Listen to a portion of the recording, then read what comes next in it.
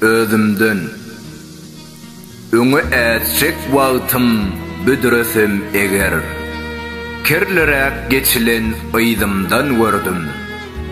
Balagymyň ýamagyny ýere köp degen mertdirä geçidilen dıydımdan gördüm.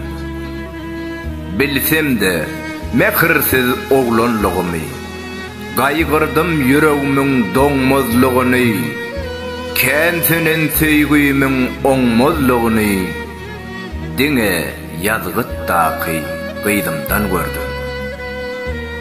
Durmuş men görerden has çoňmur, has tüm, diýmesiz ýerde de eçillim rastym, doýun saçagyna tüýkürse dostum, hemme kudurlenen dolumdan gördüm.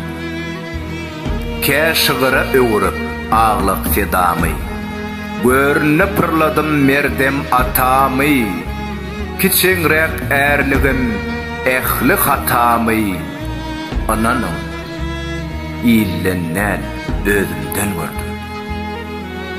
Autory Kerim Hally, Okan Toyçy Hekimow.